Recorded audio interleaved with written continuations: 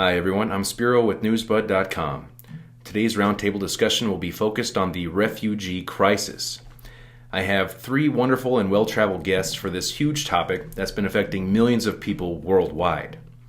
Joining me is the editor and publisher of Newsbud, Sibel Edmonds, James Corbett of CorbettReport.com, and Newsbud's own Professor Philip Kovacevic from the brand new show, Russian Newspaper Monitor. Now, the Syrian civil war has been called the worst humanitarian crisis of our time.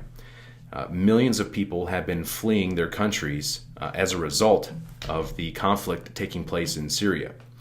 Recently, Sibel and I made a trip to Europe to investigate the Syrian refugee crisis, and it was a rather interesting and eye-opening trip, I must admit myself. Soon we're going to have a series detailing our reports and interviews from our trip. But Sibel, I'd like to ask you just briefly, can you tell me some of your thoughts on our trip? Sure, absolutely. Let me briefly mention the fact that we were not really planning to go to Greece and do this case and investigate the case. I was in Europe for another reason, for a short trip. Spiros Skouras, of course, he's Greek, and he was in Greece for a totally different reason. And the case basically fell on our lap, and it was like a last-minute decision for me to go there, and the two of us covering this whole issue of Syrian refugee crisis, as it's known around the world, in Greece, particularly in this on this particular island, Lesbos, where one of the first stops for the refugees in Greece and the refugee camps there. And before that, a year before that, I was in Turkey, and I spent 2 months in the region, southern portion of Turkey, in the border of Syria, and with 1.5 million, 2 million Syrian refugees. So I went there being thought I was really familiar with the general landscape and situation of the refugee crisis based on what I had observed in Turkey with the Syrian refugees. But what we ended up encountering, what I ended up seeing, what we ended up investigating and finding out was a totally different phenomenon, landscape than what I had observed in Turkey. One of the main differences, for example, I immediately started seeing people who didn't look Syrians.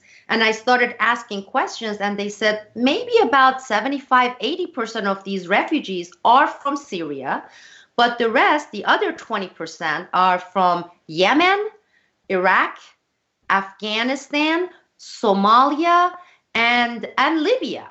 And this was interesting because those were not the people I had observed in Turkey a year previous to this. They were all from Syria coming across the border.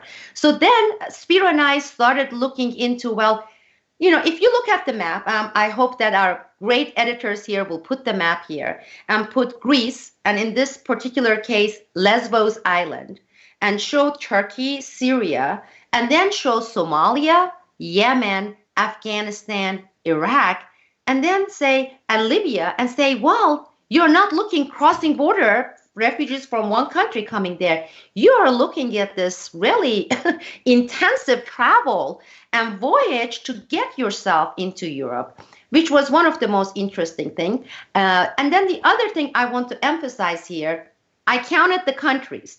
So if you look at the countries and listen to the countries, Yemen, a country war-torn by the United States through its proxy, Saudi Arabia, okay? Afghanistan, another country we went and bombed and destroyed. Iraq, another one of U.S. wars. And Somalia and Libya. So you're looking at nations torn apart via wars created by the United States and NATO.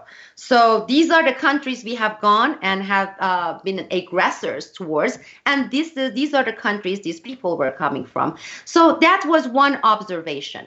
The other very, very important observation we made and we investigated, and we are going to cover it with Spiro, was the fact that it's a known fact that American operatives, NATO Western operatives, and operatives from Turkey, they are funneling, actually encouraging these people to leave their countries and come into Europe.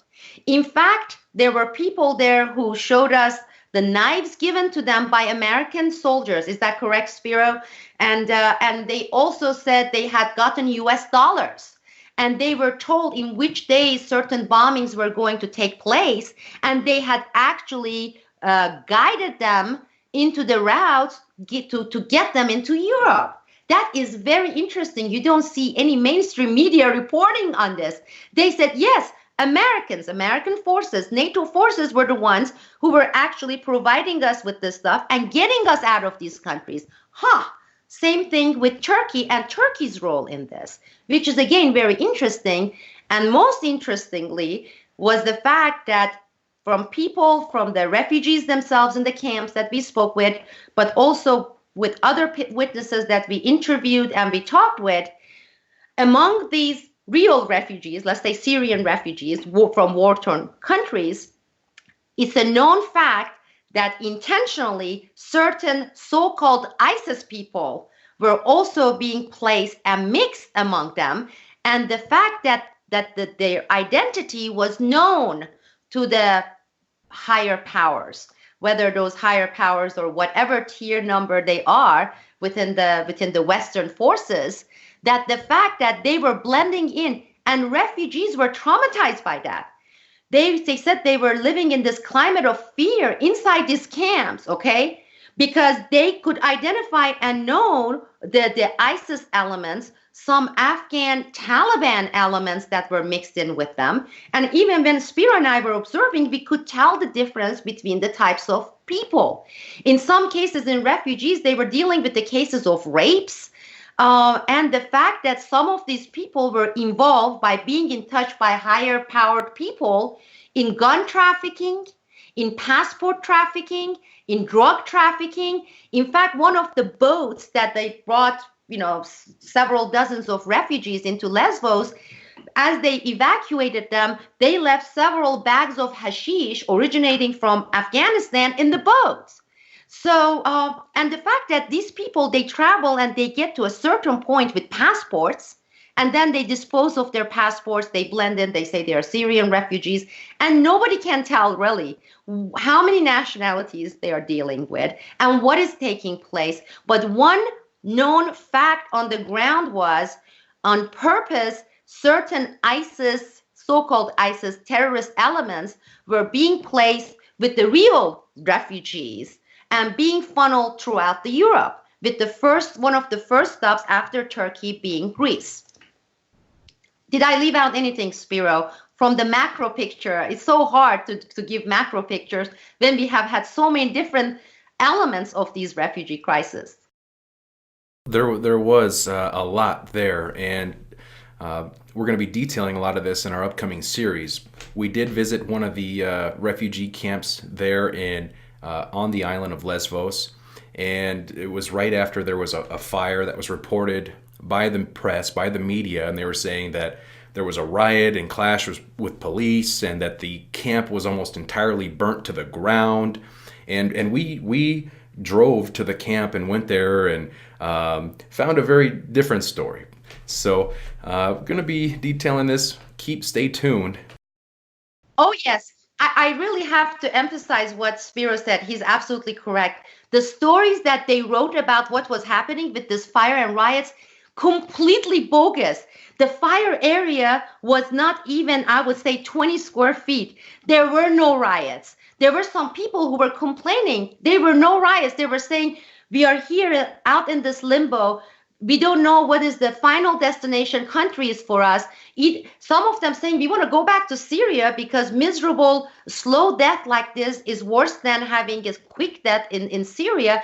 But there were no riots. There was no big fire. We were there. We went there. We took photos. What the media did, and the social media and the so-called alternative media, was completely false. Completely false.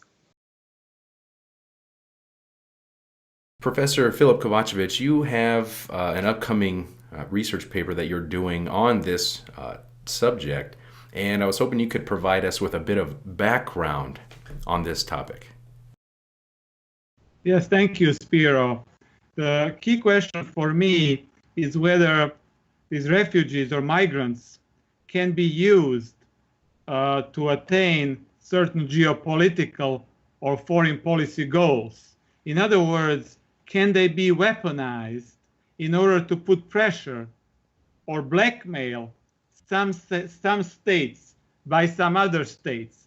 And here I would like to refer to the work of Kelly Greenhill and her book, Weapons of Mass Migration, which was published in 2010 by Cornell University Press. And what she has done in this book is she has shown that, yes, this has been the case.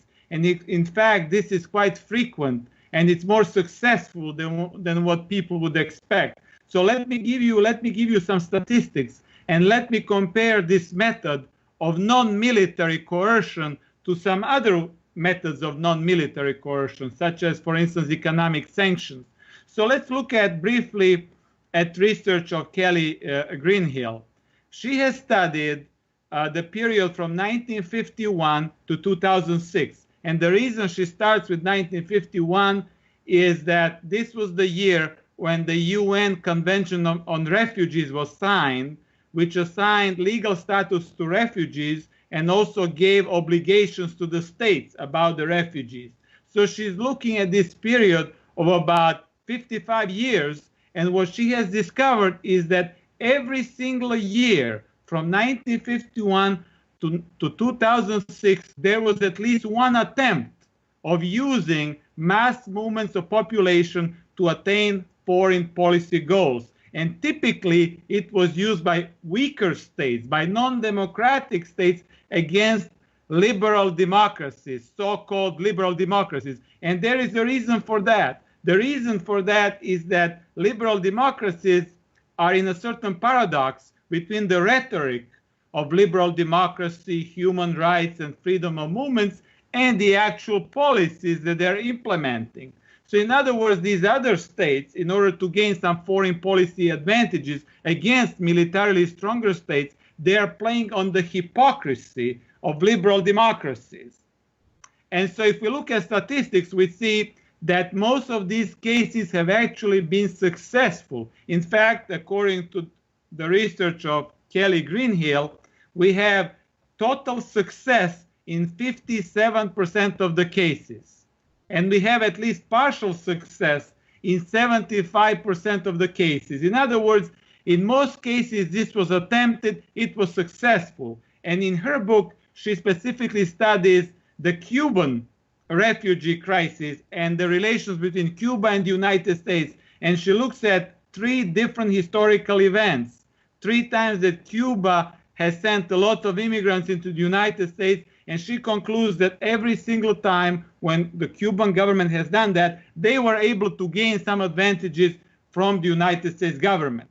So this method of using refugees for foreign policy goals is not something that's rare. It's something that is used quite frequently. The second issue here is that it is very successful. And in fact, it is more successful than using economic sanctions, because during the same time period, the economic sanctions were successful only in 33% of the cases, whereas I said that using the refugees as tools of pressure and blackmail was successful for 56% of the cases. Also, let's look at the U.S. coercive diplomacy, so-called coercive diplomacy. The U.S. coercive diplomacy was even less successful in the same time period than using economic sanctions. It was successful only at about 25% of the cases. In other words, the U.S. military was only successful in about 25% of the cases to attain the stated goals of the United States foreign policy. So think about that. You know, the U.S. is paying so much for the military, and it's been successful only 1/4 of the times. I mean, something's wrong here. So to go back to this concrete event in Turkey and in the Middle East and in Europe, we may look at this situation. We may look at the so-called refugee crisis of 2015 of last year as a game between certain countries in the Middle East and the European Union. And perhaps there was somebody else behind these countries in the Middle East, perhaps the United States. And in fact, if we look at the framework, that Kelly Greenhill established, she's looking at three different types of actors: the generators, the agent provocateurs, and the opportunists, all directed against the target state. So in my opinion, perhaps, let's say that perhaps Turkey was the generator of some of these flows into Europe, but the agent provocateurs who incited Turkey into doing that perhaps were some powers behind the screen. They wanted this to happen. They wanted this to be as big as possible. They pressured the Turkish government or blackmailed it to do it. And then the opportunists would be perhaps the countries of the Balkans, which have used the refugees who had to pass through their territories to attain some of their own goals vis-a-vis the European Union. And I would, for instance, point out that the Serbian government played this game really well. And the target was the European Union. So the ultimate target was the European Union. Well, that's definitely interesting. And if you look at all the timing of it and all the research and the history, things start to come together and to formulate a picture. And if you look at the refugee crisis, like you said, it was mainly promoted throughout the media in 2015. That was right around the same time that the UN was having their General Assembly in New York City, in Manhattan. And when they launched the 2030 agenda, and the Pope was there giving their blessings, encouraging other countries to take in all of the refugees. As you said, it can be used as a tool of successful manipulation type of warfare. But it's interesting that what I found interesting was how the World Bank was also getting involved with certain biometric companies, and they were pushing a huge biometric database to keep track of all the refugees. The media would promote and hype some violent clashes that had taken place, for example, and how are we going to keep track of all these refugees? Meanwhile, they already had all these plans in the works for these tracking databases through biometrics, through facial recognition, iris, fingerprints, you name it. So then you have the UN in their own 2030 agenda, items goal 16.9, they're stating that they want to have a global registration, a global birth registration. And so you start to see all these things coming together, and all of a sudden this refugee crisis is booming, and you have all these NGOs getting involved in so many different aspects, players getting involved here. You have to wonder, it makes you wonder, what is really going on here? And as Sibel pointed out earlier, it's all being driven from war-torn countries that the U.S. is getting involved in, and oftentimes not even declared, some would say, illegal wars. I'd like to bring in James Corbett at this point in time. What are some of the big lingering questions hanging out there at this point?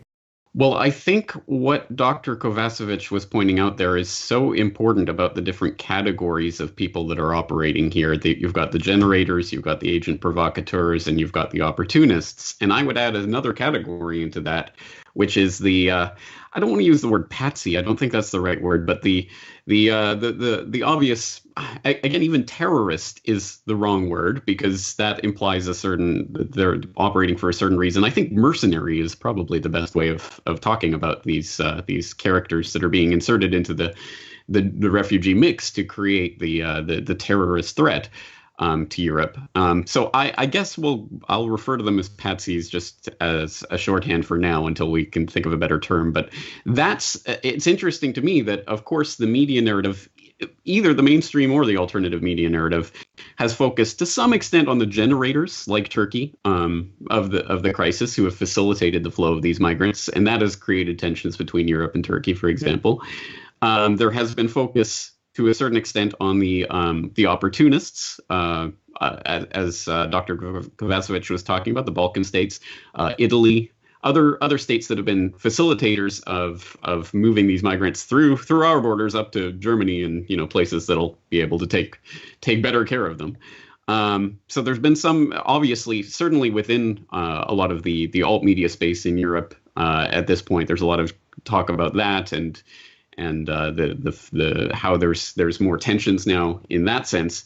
But there has been, and of course, there's always the focus on the patsies, the terrorist threats. I mean, these are the boogeymen that are coming to kill you and your wife and your children and everything.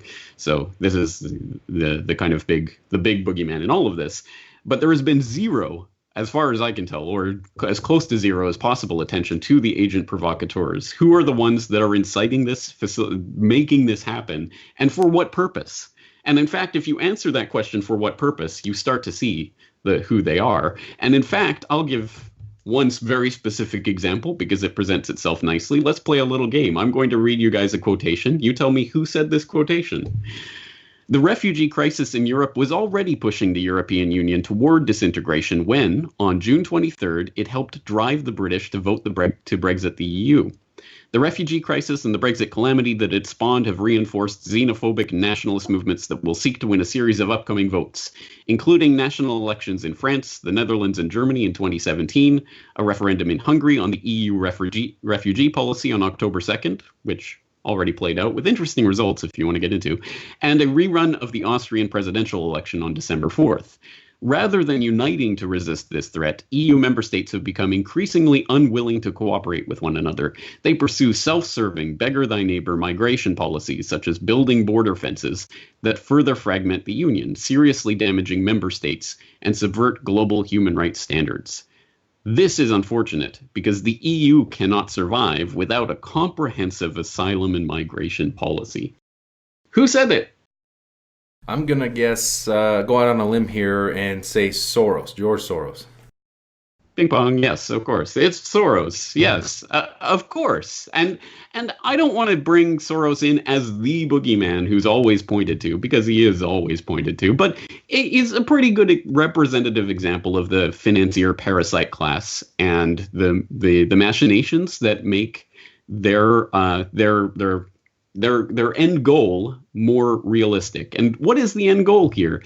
It is the creation of a united European identity, a European, in the larger sense, identity. In the more specific sense, institutions that cohere and are more centralized. And that is exactly what is happening as a result of this. You are getting a strengthening of European institutions because of this.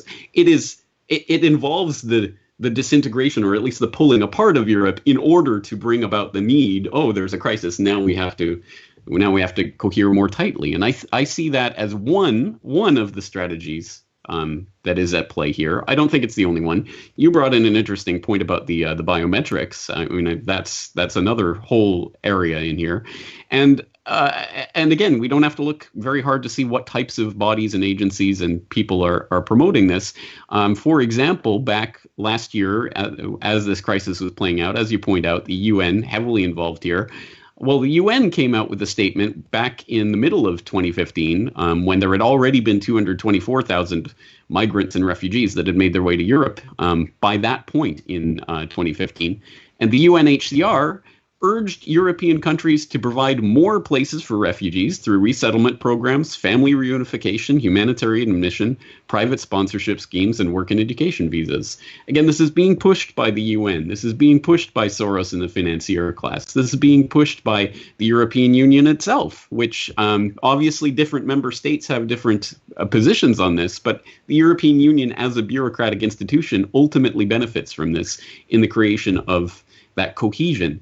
This crisis is doing what no politician could ever dream of doing, which is creating that European identity, that European sense that it is now Europe versus this outside threat. So we have to come together, right, Europe? And it's playing out in nationalist context right now and with nation states against it. But the logic of that system is the nation states feed into the European bureaucracy, and ultimately the EU bureaucracy wins out on this. That is one of the various things at play here. The other one goes back to what you were saying earlier, Sibel, about the US and NATO facilitating the flow of these refugees by creating the situation and facilitating the actual movements is interesting, because that can be seen as part of this. There is a narrative that you could paint here. It is the US is waging war on Europe. You can see that not only through this crisis and the various ways that this has been generated, to use that term, by the United States, but also in other factors. For example, the EU sanctions on Russia, which were really done to go along with the U.S. demonization of Russia as part of the U.S. destabilization of Ukraine, which was all the Russians' fault, is hurting Europe more so than it's hurting U.S. and debatably more so than it's hurting Russia. It's hurting Europe primarily. And now Europe is becoming more at loggerheads with Russia. It's going to have to do something about this new Turkish stream. Are they going to start, blockading or at least trying to wean themselves off of gas from Turkey now? All of this can be seen as U.S. machinations trying to weaken Europe. And I guess you could just see it in a 2D geopolitical sense. That's U.S. versus Europe. And U.S. is trying to get a comparative advantage. I see it on the broader scale. No, again, I think this is about pulling Europe apart at the seams in order to get that reaction, that cohesion, and trying to build up a stronger European Union, which is interesting. So I'm just going to put that on the table and let you guys tell me what you think about that. I think what's happening is that within Europe, we have two factions. We have the Atlanticists and the Eurasianists. And I think it's a struggle between these two ideological blocks. The Atlanticists want to have eventually a federation with the United States. The idea here is to have Europe federated with the United States and Canada, and to have a bigger federation, and to organize it according to the United States rules, laws, and regulations of basically no regulation, the GMO food, and so on and so forth. Well, there is the opposition to this, and it's found in France and perhaps also in Germany, is the Eurasianist side. They, for instance, follow the directives of Charles de Gaulle, who said that he wanted Europe from Lisbon to the Urals. In other words, Europe that includes also Russia. And so at this point of time, I think the Atlanticist faction is losing out, and this is why this faction is creating all of this. So it's putting pressure, especially on Germany, because Germany will be the most affected by the refugees. And in fact, most of these refugees have gone to Germany, more than 1 million of them. Of course, compared to the total German population, which is about 80 million, it's not a whole lot. But if, as Sibel says, there are many suspicious individuals within them, we may expect a lot of instability. And as we know, in today's climate of fear, it's enough for one bomb to go off in a big city of 5 million people and for the whole city to be shut down. So the reaction is disproportionate to the event. This is why I think we may see even more attacks in Germany and also in France. We also have to take into consideration that the French elections, the French presidential elections are coming up. And this goes well with Putin canceling visit to France at the last minute just yesterday, because I guess Hollande did not want to meet with him. The reason is Putin is going to support Sarkozy. Can you believe that? Sarkozy, the ultimate Atlanticist, has now gone on to the other side because he does come out of this Gaullist heritage. And so Hollande's not meeting Putin is actually connected to the elections coming up in France. So we have to look at all these different levels and, of course, express our ultimate compassion for the refugees, for the actual refugees, people who lost their homes all over the Middle East and North Africa and Central Asia. These are people who are being manipulated, who are used as weapons, and this is tragic, and this has to stop. Well, there is one pretty immediate consequence of this that we are able to observe, and especially when you speak with people who live, let's say people in Greece, especially the areas in Greece that are mostly affected by these refugee crises. And when you speak with the people there, with the Greeks, they tell you one of the immediate consequences of this has been giving birth to the rise of extreme right and the extreme left that they say we had not observed in decades and decades. So what happened, for example, if we were to present Lesbos as example, initially everybody on the island, they were generous, wonderful, warm people, and they rushed to help and bring in these refugees and take care of them and give them clothes. This is, they said, before any of the NGOs started coming into their island, and they said it's amazing. So many of these NGOs that they said they are observing are bogus. They have been just quickly created to come and blend in with some of the, better known NGOs. But regardless, what it caused in this particular island was immediately, with the alternatives, the pseudo-alternative media and mainstream media playing it, their bloodline, their lifeline was tourism. It ended their tourism. So you had all these British tour operators, tourism operating agencies, other European, German, French, they all canceled their reservations in the hotels there. I would say over 80% of the people there, their livelihood depends on tourism. And most of them work very hard, 7 days a week, almost 24/7 for 5 months. And then they don't have jobs for 5-6 months. They have to save enough to live off of that. So with their tourism being completely stopped, thanks to the media embellishing and putting lies after lies about this excruciating situation and all this horrific scenery in Lesbos, which was never the case. We were all over the place, okay?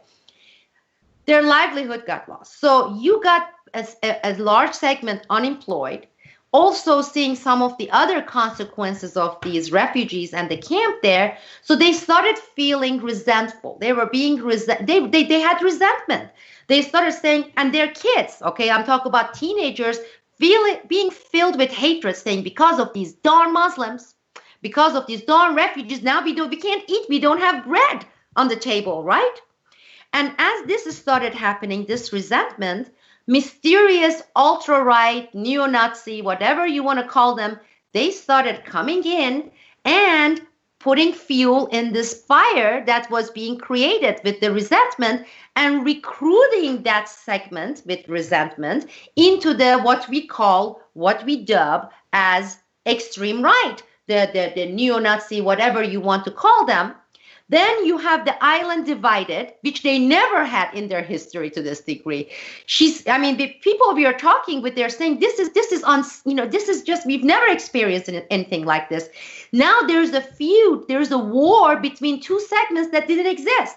The ultra left, the ultra liberal, and the ultra right. And it all started and developed and escalated with these refugee crises. Well, we see the same phenomena all over Europe. We see the same rise of the extreme right and extreme left in Germany. We are seeing it everywhere, in the Balkans even to a certain degree we see this.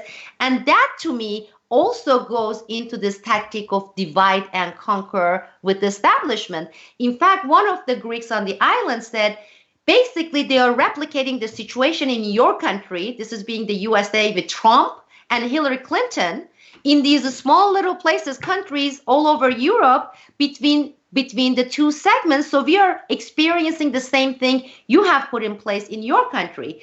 And when you start thinking about that, and this consequence, again, it goes into the Soros modus operandi, divide and conquer, pit the blacks against the white, pit the Jews against the Muslim, pit the Christians against. That is what we are seeing as the result of these artificially or synthetically created so-called refugee crisis.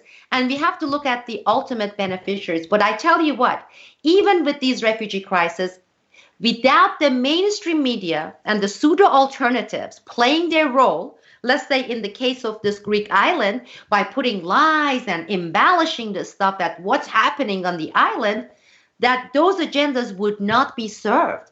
What is enabling the goal, the objectives, for the objectives to be accomplished, is the mainstream media and pseudo-alternative media playing their very important role. How they are writing it day after day, whether there is some incident that has never occurred or is a small little incident that has been contained, but they embellish and they exaggerate.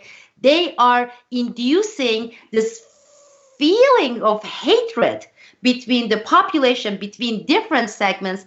This is why when we were talking with some of the Turkish people, they kept saying, you see, we told you since 9/11 is all about restarting crusaders. Because by doing this, they want to create this hatred towards Muslim and Islam. And this is what George Bush wanted. This is what Soros has always wanted, so that they can get the Europe also together with US on board in all these attacks that we are seeing all over the Middle East. And we are going to see these attacks in some of the stands, because we're going to have similar situation with Chechens. It has been placed on pause, but it's going to start again. So that is one of the immediate consequences that you right away see in Europe, especially in Greece. And that is the extreme, very rapid, speedy rise of extreme right and extreme left. Well, those are great points there, and you're absolutely right about the extremes on both sides being fomented and culminating. And like the locals that we were speaking with there described themselves as being caught in the middle, and each side was just as bad as the other. I mean, it wasn't like, oh, one side's better than the other. But I think it's important to remember also, like Professor Kovacevic stated earlier, that the people at the end of the day are the victims, whether it's the refugees, whether it's the locals, and this is all being caused, or it's all because of ISIS. This all of these calamities that are taking place, all of these humanitarian crises that are taking place. It's all because what? Because ISIS is trying to destabilize, overthrow Assad.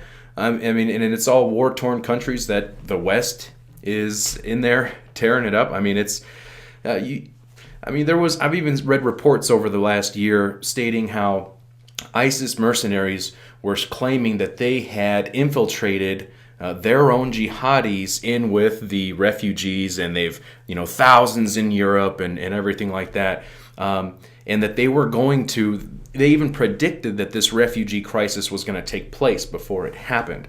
So, I mean, in my own opinion, if ISIS was as real as the mainstream media portrays them to be, we could have eliminated them and wiped them off the face of the planet a long time ago. And I don't think that these guys are able to orchestrate this massive migration movement right now against all of these developed countries with their massive surveillance programs and their massive police states and militaries, and we're just sitting here like it's ISIS, they're coming to get us. So very, very interesting points that all three of you have made today here. I really enjoy our conversation, and it's still an ongoing issue that's still affecting millions and millions of people, and it's going to continue to do it. And I think, Sibel, you nailed it on the head with the divide and conquer tactic, and it's happening on so many different levels. I'd like to ask each one of you if you have any final points. My final point is that we have to look closely at the relations between Turkey and Russia. We have to understand the mind of Erdogan, because he is still trying to play with both sides. I mentioned in one of the last podcasts that Turkey had a real opportunity to stop expansion of NATO. The expansion of NATO is one of the biggest critiques that Russia has had since the end of the Cold War. And Turkey could have stopped it by not ratifying the accession protocol with Montenegro. And they did not. The Turkish parliament ratified the accession agreement with Montenegro, which means that Turkey is not going to leave NATO anytime soon, which means that the deals that signed with Putin may not work out in the end. But this puts Turkey as a country in a very difficult situation, because I think the West and the East will try to put a lot of pressure on it, and perhaps even try to cause huge disturbances in Turkey. So I think it's time for Erdogan to choose sides. That is, to move from the West to the East and accept a strategic alliance with Putin and the Chinese, because otherwise he is going to be destroyed and Turkey may be in big trouble coming up. Let me reinforce what I think the point that Sibella was making there so forcefully and so rightly is that this is about divide and conquer. So from the internal European perspective, you have the atomization of society with people being pushed, neighbors being pulled apart and put on different sides of this.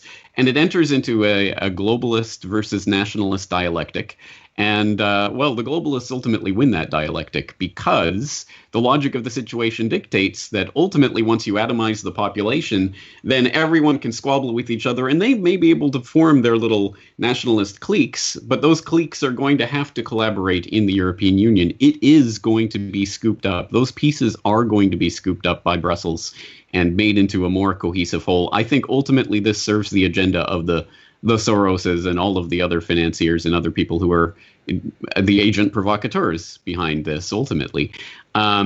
This creates and I think we see that in the alternative media focus on, or the alternative quote unquote media focus on the pawns in this game, the refugees, the migrants, the terrorist mercenaries who have been embedded amongst them. That focus creates the hatred of your neighbors.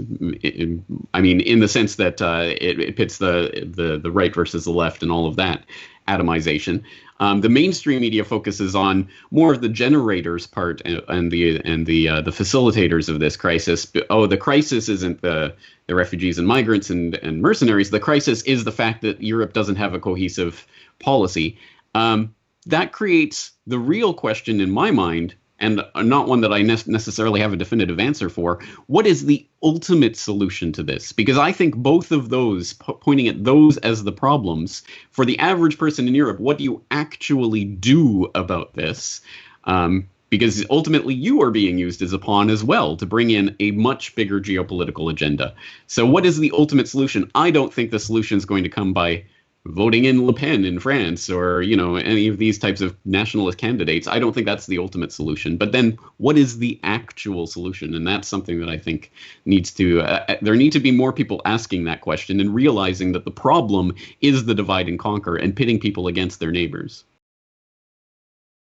Well said, James. And Philip, I really would like to have a really nice lengthy roundtable talking about the recent changes in Turkey, the change of heart, the change of position, and we should do that very soon because the consequences are not only for the Balkans, but Turkey is in a very precarious position right now. And yes, President Erdogan has been playing both sides, and I really would love for us to have a roundtable on that and organize and set it up to have it soon.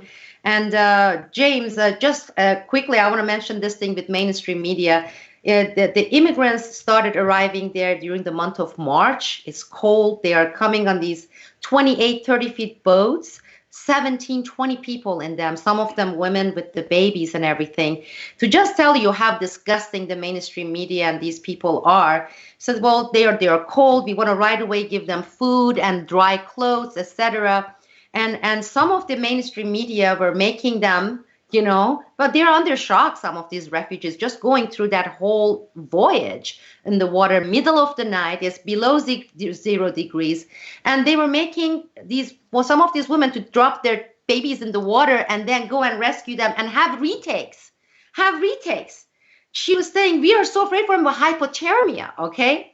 And people, most likely CNN is saying, let's have that scene again. Let's have a better take. Throw the baby in the ice water. Now grab. Okay, she's shivering. So it is just treating it like some damn Hollywood movie. And this one particular lady was saying, just so disgusting, the Western media and how they milk it, how they treat this and what they portray and what the length they go through to come up with the script that they want to present per their, whoever are their bosses, and we all know who they are.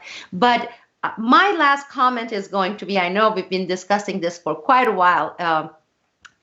James, your video that you did on the beheading of the 12-year-old boy, because my daughter, she's 8 years old, and I had her sit and watch that, and we had to have a discussion with my husband. I think I said it's the right thing for her to watch.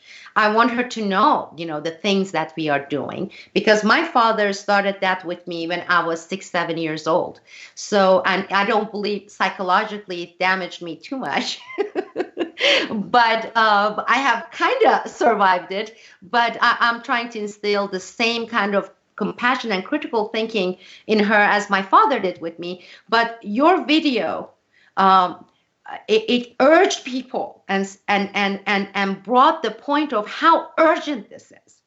And this refugee crisis and what these people are going through is very similar, not as maybe horrendous, but every single day. And I was telling Spiro this. I was saying every day that we in the United States, okay, maybe we in the Germany, sitting and having dinner, having our daily routine, there are thousands of people who are losing their homes. There are tens of thousands of people who are bleeding. There are hundreds of people who are being exploded by bombs, and there are hundreds of orphans being created. There are boys, 12-year-olds are being beheaded. Millions of people are turning into refugees. And where is that sense of urgency?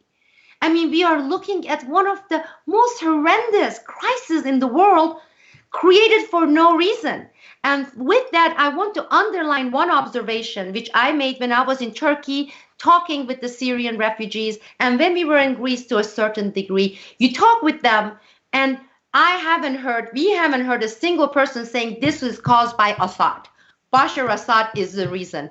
When you talk to them, we're going to have some of these. All of them unanimously say this is caused by the West. This is caused by the United States. And there was one man we interviewed there, one refugee from Syria, and he said, you know what this is about? This, and he's pointing at these refugees, this misery. And he's saying this is blood money for the West, because there are people who are making billions of dollars out of this, out of what you're witnessing right now, out of what you're observing right now, out of this misery. There are billions of dollars. Take a look at the amount spent on the military-industrial complex. Take a look at these companies that have gotten $500 million in 3 years to make fake beheading videos. Okay? This is money. And this man, this refugee with limited English was pointing and saying this is about blood money for the bosses in the West, the United States. This is blood money. And that is so true. And I tell you this, you go talk with these people, you will never hear one refugee, one injured person saying this is caused because of Assad. And that is something that I hope our viewers will take with them from this episode. And also, if they haven't watched this, to go and watch your video. It's a powerful video delivered very passionately. And think about the sense of urgency. Why aren't we sitting and talking about Trump and Clinton? Why are we sitting and talking about some petty, ridiculous pseudo issues when we as nation, with our money, okay, with our consent, especially those of you who've been voting, we are creating this, okay? And the blood money they are talking about, that blood is in all our hands, okay? It is on our hands. And please feel that sense of urgency. I don't want this to go on, us informing you, presenting you this stuff. It is time to act. And as James said, let's come up with some possible solutions, because the sense of urgency needs to be there. And unfortunately, I don't see it. It's becoming normalized.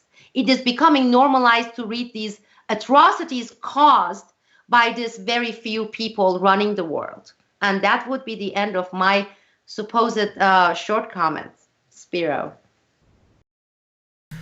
Well, thank you, Sibel. You're right. You're absolutely right. And that was very powerful, because it's the truth. And yes, I definitely would encourage everyone to go over it. For those of you who haven't seen it yet, over to Corbett Report and watch that video.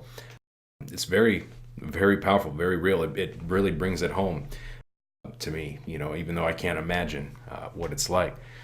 So on that note, I'd like to thank Sibel Edmonds for joining us, Professor Philip Kovacevic, who has the new show, The Russian Newspaper Monitor. It comes out on Fridays. Great show. Episode 2 is coming up this week. Looking forward to that. And CorbettReport.com. And obviously his YouTube channel, Corbett Report, as well. Tons of great content. Be sure to follow Newsbud on Twitter. Subscribe to our YouTube channel. And there's always much more at our website. Reporting for Newsbud, this is Spiro. Thank you.